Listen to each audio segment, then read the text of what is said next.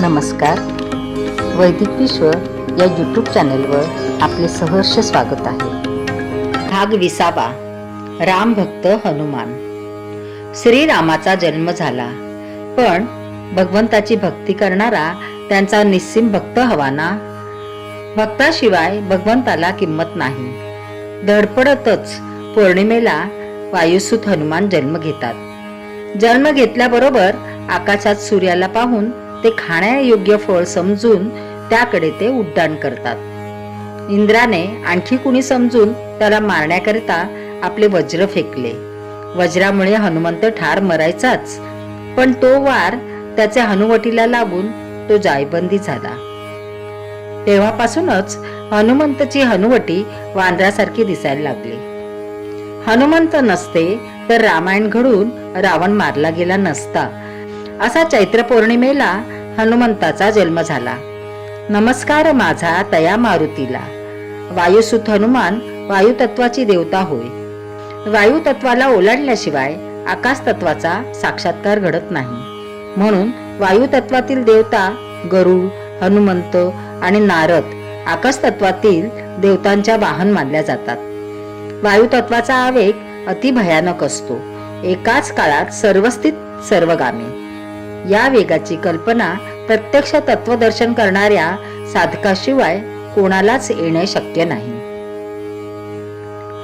वायुतत्वाचे दर्शन झाल्यावर साधकाचे जड शरीर टिकत नाही, ते नष्ट व्हायला पाहते. हेच ते इंद्राचे वज्र होय. वायुतत्वाचा भयानक आवेग दाखवण्याकरिता मारुतीला शेपूट, गरुडाला पंख तर नारदाला शेंडी दाखवली आहे. मारुती शिवाचा अंश अवतार म्हणून आपतत्वाला पोषक अशा पौर्णिमेला हनुमानाचा जन्म दाखविला आहे. आपतत्वातून हनुमंताला त्याचे मूळ अशा वायुतत्वाकडे रामाची सेवा करण्याकरिता आकाश तत्वाकडे धाव घ्यायची असते. या दोन तत्वांखाली तेजस तत्व लागते. तेजस तत्वावर मात करून त्या तत्वाला पूर्ण गिळल्याशिवाय वायुतत्वाची प्राप्ती होणार नाही. म्हणून जन्मतःच मारुतीने सूर्याचा, जे तेजस तत्वाचे दृश्य रूप आहे, त्याचा ग्रास घेण्यास आकाशात उड्डाण केले. साधकाच्या तत्वदर्शनातील अनुभव सिद्धांत वाल्मिकींनी इतक्या कौशल्याने कथन केले आहेत की रामायणात साधकाच्या अनुभव पक्षांचा साधंत असा कथानुवाद आहे हे कोणाच्या लक्षात सुद्धा येत नाही. महाभारतातही असेच साधनानुभवांचे कथारूप वर्णन आहे. त्या कथांना इतर सर्व जटिल शास्त्रांच्या सिद्धांताचे अति कौशल्याने आवरण चढविले आहे. योगशास्त्र, अध्यात्मशास्त्र, कालमापनशास्त्र, गर्भसंभवशास्त्र, भूविज्ञानशास्त्र, खगोलशास्त्र, जगतोत्पत्तीशास्त्र, ग्रामरचनाशास्त्र, युद्धशास्त्र, आयुर्वेदशास्त्र, तत्वानुसंधानशास्त्र, ओतप्रोत सापेक्ष शास्त्र इत्यादी बहुविध शास्त्रांचा त्या कथांत मोठ्या कौशल्याने अंतर्भाव केला आहे. विशाल बुद्धी व्यास आणि ऋषी वाल्मिकी भारतीयच नव्हे तर अखिल मानवजातीकरिता आदरणीय स्थान प्राप्त करून बसले आहेत. रामायण महाभारताचा या दृष्टीने सखोल अभ्यास झाल्यास पृथ्वीच्या पाठीवर मानवजात असेपर्यंत त्यांचे ग्रंथ अत्यंत अभ्यासनीय आणि आदरणीय राहतील यात शंका नाही. भारतातील अधिकांश जनता रामायण महाभारत यातील कथा प्रत्यक्ष घटनाच मानतात. त्यामुळे एक लाभ निश्चित झाला आहे. त्या महान ग्रंथातील जीवने प्रत्यक्ष झाली असे मानून भारतीयांनी रामकृष्णांचे आदर्श आपल्या जीवनात ठेवले आहेत. आज मात्र भारतीय जीवन भोगवादाने आणि धनवादाने पोखरून निघाले आहे. ही गोष्ट वेगळी.